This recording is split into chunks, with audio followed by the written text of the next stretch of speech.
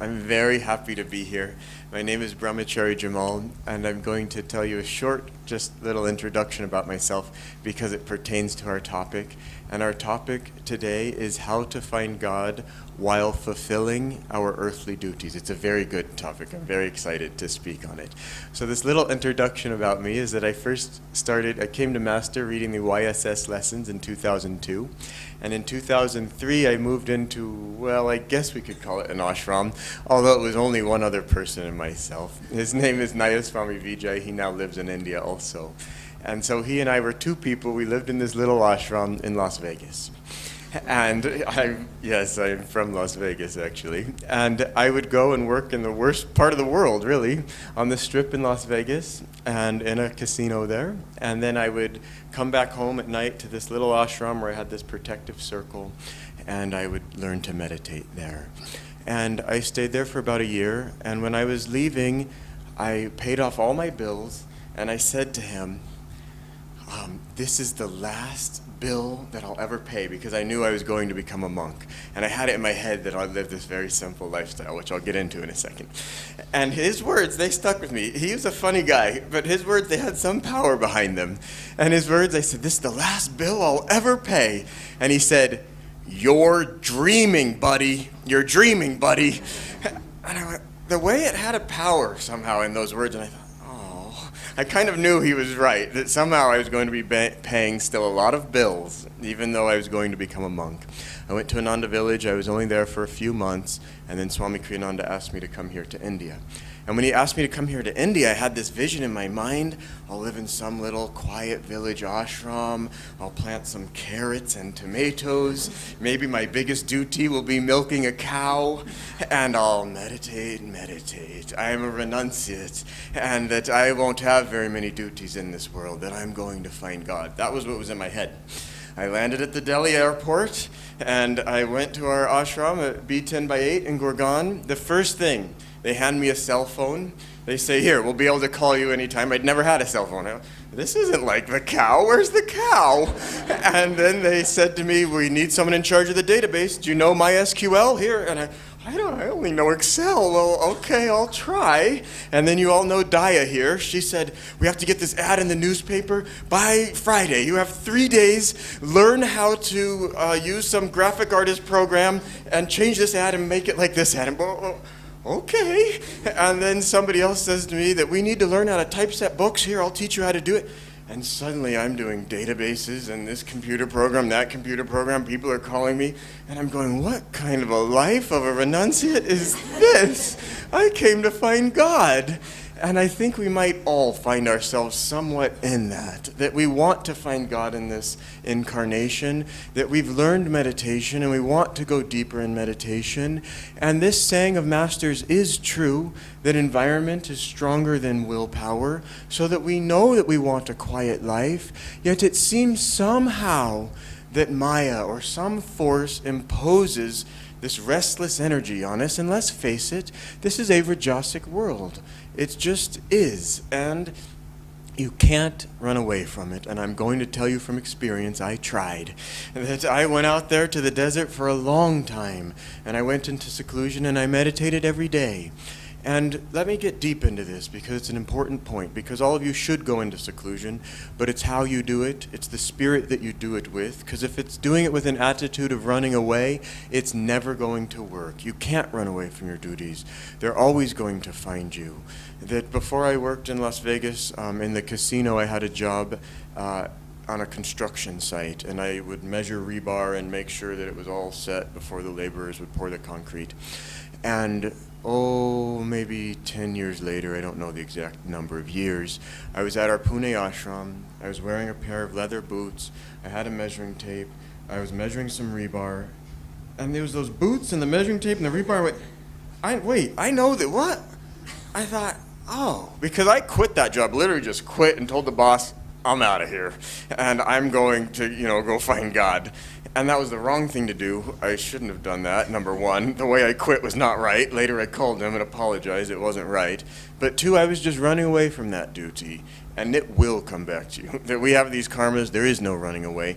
We have to graduate, and we have to do our duties, and we have to do them with a willing, positive attitude.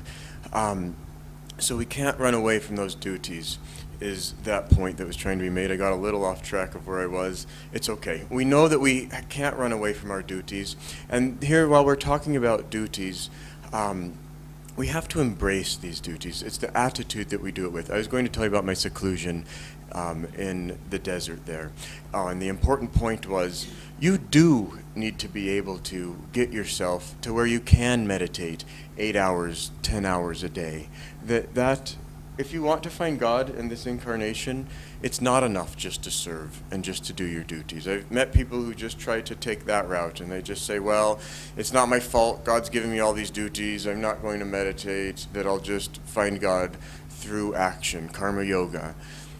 There's some validity to that, but if you actually can't meditate and you're just using an excuse, it's not right. That there's some people, and they say, oh, yeah, I could have been a doctor. I just didn't feel like it. And you look at them and you think, you couldn't have been a doctor. You don't have what it takes. You don't have the concentration. You don't have the willpower. You don't have the discipline. But you meet other people and they say, I just didn't choose to do that. But something in their voice, something with what you see what they've done in the other parts of their life, you know that they could have done that. And it's the same with how many hours are you going to meditate per day. There's a big difference between saying, well, if I wanted to, I could meditate 8 hours a day, but I just don't want to, or knowing that you could do it. So you should go into seclusion. Swami Kriyananda recommended take 2 weeks every year. You could do 2 months if your schedule in life allows it, but take 2 weeks every year. Go into seclusion. See what you've got. And if you don't got 8 hours right now, don't worry. It's all right. That we're here to build ourselves up. Even if you only have 10 minutes, it's all right. But take that time, take a few days off, and go into seclusion, learn how to chant, read Swami Kriyananda's books, watch Swami Kriyananda on YouTube, although that's a dangerous one in seclusion, because there'll be all those other links on the right-hand side, and you might just think, well, that's very interesting. But you'll find your way. But the point here is you can watch videos, you can do all kinds of different spiritual things. Take time out for yourself, because we do live in a busy world with a lot of duties that we have, but you need to take that time and learn how to rest. But the highest rest is meditation on the inside. Ram Gopal Mazumdar said, he was the one in the Autobiography of a Yogi who went without sleep and could meditate for 18 hours a day. And he said the body gets the most rest when we learn how to go into super consciousness, and the organs are electrified by cosmic energy, and they don't even have to keep, like the heart doesn't have to keep pumping. Of course, these are very high states. But I am here today to tell you, don't think, well, he could do it. He lived up in the Himalayas. It's all right. I'm down here in Delhi, and I have to be at the office at this certain time, or else the boss yells. You too can find God by doing the duties that you've been given in this incarnation. And so I learned out in seclusion that it's a balance. That just meditating all those hours and doing that, it wasn't enough. That there was something inside of me that said, I've grown a lot through all this meditation, but who do I share it with? Where do I give it? And I knew that I was going to shrivel up, and that my spiritual life was not going to go where it needed to go without the balance of being able to serve and give to others. And just because you may work in some IT office, or you may have some job in construction, or you may have your job is making sure the children get to school on time, don't think that's not pleasing in God's eyes. That each one of us has our own unique dharma, and that God wants us to fulfill that duty in this lifetime. So all of us, actually, we are born individuals and we die carbon copies. Because we look at our friends and we say, oh, in America it's called keeping up with the Joneses. That you look at in 102 down there and you say, okay, and the Joneses, that's one of the most popular names in America. You say, but he just got a TV this big and my TV's only this big. You go over there and have dinner with him. Then you come home and think, I need to get a TV. Maybe even, then he'll be jealous of me. I'll get an even bigger TV. And you do that with all these things, and then at the end of your incarnation, you say, wait, I missed. So we don't have to keep up with the Joneses. We don't even have to climb to the top of the ladder in our company that we work for. Keep a simple job. Feed your family, give them the clothes they need and the education they need, but you don't have to have the most greatest fancy things. Use your time wisely. Simple living, high thinking. Don't get caught up in the materialism of America. I was recently over there, but the suffering over there is mental.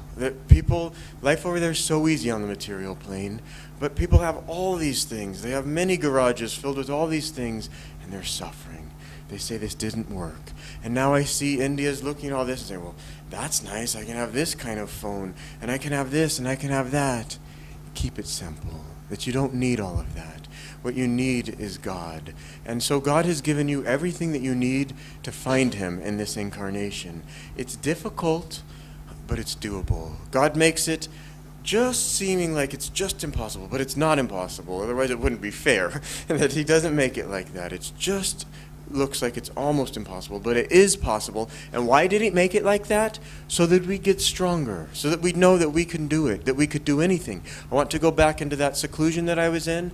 There are yogis who can sit like Ram Gopal Muzumdar and not be in this world, but they have the ability to read that autobiography of a yogi. They have the ability to be putting thoughts in the minds of all mankind. Let me tell you, I'm not at that level. That I was not able to be serving mankind from these high levels. I needed to get back in the game and be here and talking to people one-on-one, and that's just the level of advancement I'm at. And there's a Greek saying, to thine own self be true, that you have to be honest with what your level of spiritual advancement is and go from that place. It's another point that I wanted to make this morning. That on one level, we just have to relax, take it easy. This is a long journey, and that we have to do the best that we can, and maybe we need to even accept that this is going to take multiple lifetimes. But that doesn't mean we still can strive in this lifetime to become a Jivan Mukta. So on this hand, take it easy, and look, it's going to be a long journey. We have some karma to work out. Yet on this hand, say, I can do it. In this lifetime, I can do it. I have the power of Kriya Yoga. I have the power of the gurus, and that I'm going to give it everything I can. And I've been on the path for a while now. It takes something to stay on the path for an entire incarnation. But if you've taken, good morning, if you've taken that vow of discipleship, that vow of discipleship is for lifetime. And the masters aren't going to punish you if you break that vow and don't meditate anymore, or don't come to satsangs anymore, or whatever. But it's we who punish ourselves. And that you're going to suffer because you're going to have gone off on some other tangent thinking, oh, maybe now this will work. But be honest with yourself. It never works. And we come to a point where it's just anguishing monotony. And we just feel, I've tried this, and I've tried this, and I know that it doesn't work.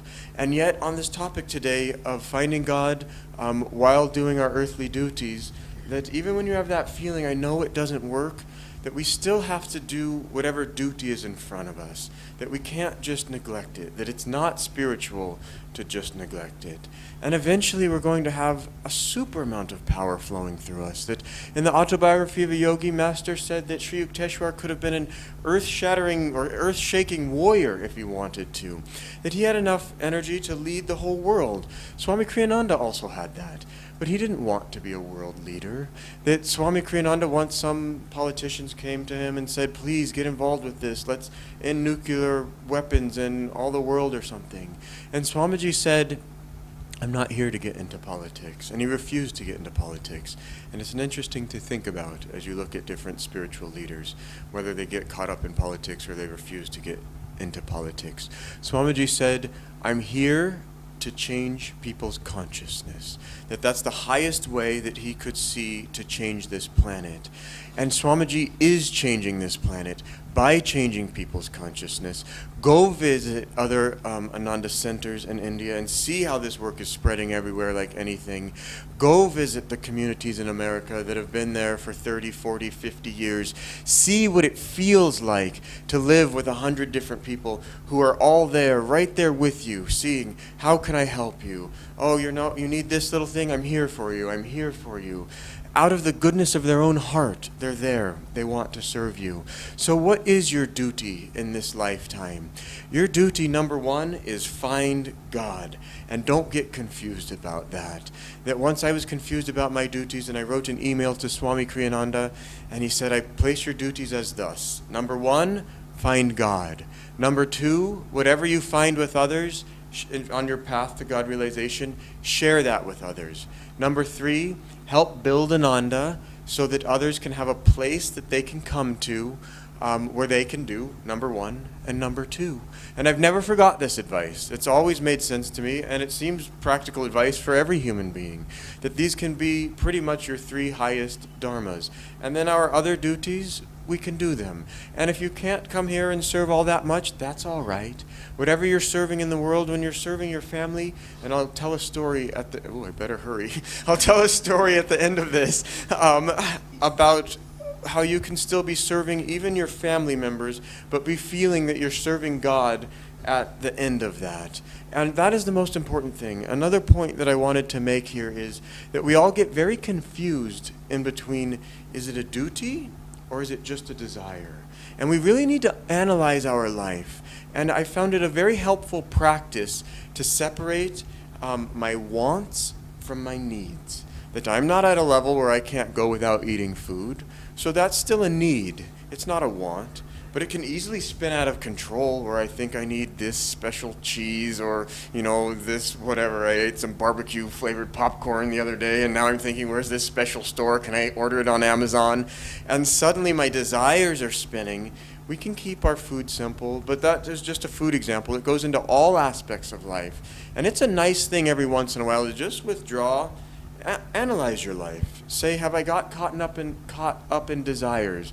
Or is this just duties? And if you'll do that every once in a while, you'll start to see that what you thought were your needs, they're not actually your needs, that they were just a desire. And slowly you can start to whittle those down to where you have very few needs. Analyze the great souls. Analyze the life of Paramahansa Yoganandaji's father, that man had tremendous duties. 8 children, his wife passed away early, the vice president of a huge railway, also was involved in another bank and a few other duties, and yet every day found time to do his Kriya Yoga and become a very advanced disciple. I don't know, somehow I'm in love with him because he did it. And we all think, well, hey, I don't know, I got this going. You don't know if you saw how many emails, WhatsApp, SMS. How can I do all of this? But we can do it all. He did it. And the story I wanted to tell about him is that at the end of his life, there was some operation that needed to be done. And he was very old, I don't know, maybe in his 80s or something. And the doctor said, I'm afraid to give him chloroform, that he might not wake up from that at his age. And then, so he said, it's all right. I'm a disciple of Lahiri Mahashaya. I've been practicing Kriya Yoga for many, many years. I know how to withdraw my life force so I won't feel the surgery that you're doing. Just go ahead, do it. And the doctor said, what if this doesn't work out? And he said, here's my son, Vishnu Ghosh. You might have seen him. He has these big muscles that he developed through the energization exercises. He said, Vishnu, go call all of your wrestler friends. And so then they said, okay, we'll hold him down in case his plan doesn't work. His plan worked just fine. That he withdrew his energy, they cut him open, they removed whatever organ it was, they sewed him back up, and then afterwards he let his life force come back in. So he managed to get to be that advanced of a yogi, even with all the duties that he had. So there's no excuse for us to say, oh, I can't do it. We can do it. The final point that I want to make is the topic was while fulfilling our earthly duties, but it makes it sound a little hard, like, maybe it's not possible or something. Maybe you might want to change that topic in your own mindset to, instead of while fulfilling our earthly duties, to by fulfilling our earthly duties. And that will give you an attitude of every time you wake up in the morning and we have all these things going on, that we think that I'm going to be doing this for God, with God. And so by our seva, we can advance spiritually, and we can get to a point then where we will have absolutely no more desires. That, I said have your wants and your needs, that even then all of your needs will go away, and you know that God absolutely takes care of everything that you need, and you know you don't even need anything, that all you need is God alone. Here's the story that I said that I would end with. I hope that all of you know it already, but if you don't, being a disciple of Paramahansa Yogananda, you should know this story. And we drove by the Yamuna River yesterday, and it's what made me think of it. And so this was long ago when Krishna used to live here, and Krishna lived on one side of the river, and the writer of the Bhagavad Gita, Vyasa, he lived on the other side of the Yamuna River. And the gopis were all with Vyasa one particular day, and they were making cheese that they wanted to give to Krishna.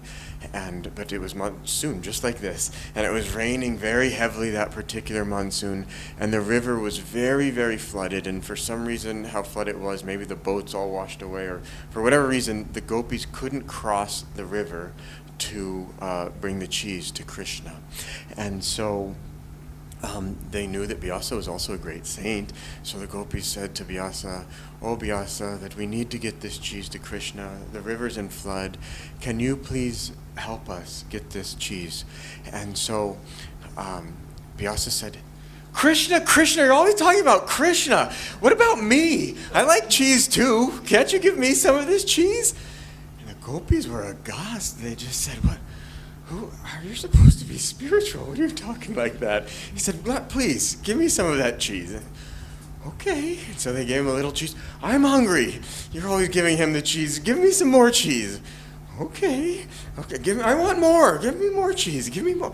Okay. And they're thinking, this is a strange saint indeed. And they only had a little cheese left, and thank God he got full and stopped eating. And they said, "Okay, now we asked." He said, I know. And then he goes to the river and he says, "Oh Yamuna, if I have not eaten, divide up and part." And the river obeyed, and the river parted, and they could see the ground, and they were thinking, if I have not eaten, what is this? And he said, "You just go while I keep it open there." Okay. So they walk across, and they get safely to the other side, and then he closes up the river, and they're thinking, if I have not eaten, who is this guy if I have not eaten? And they get over to the other side, and they say, "Krishna, we've brought you this cheese. Would you like it?" And Krishna says, "Oh, no, I'm too full. That fellow on the other side of the river, he already fed me so much today." So you see, Vyasa, when he was eating, he wasn't thinking, "Oh, I and my ego am getting so much pleasure out of this cheese." He was thinking, "Oh, Krishna, you're the one. Any little joy this body gets, I give it up to you through eating this cheese. Every amount of cheese I'm eating here, I give to you. So every little food that you make for your child, or whatever you eat, whatever your duty is, there in the office trying to figure out some Excel spreadsheet, whatever it is, give it to God." And I hope that there's someone new here today that thinks, this is for me, that I can find God through eating food. All right, I'm all for it, because you can. That if you literally take every bite of food, try this experiment. The next time you eat a little bit, but every bite, don't be thinking, how good this is. Be thinking, this joy I am having, I give it to you, God. I give it to you. And you'll find that God's doing everything. That He's the one who's doing everything through you. And He's the one who's given every challenge. And He's the one who will give you the strength to overcome all challenges and to become as strong as Vyasa and as Krishna. Thank you so much for listening today. I look so much forward to the next time coming here. And we'll end with an arati and a blessing. Jai Guru.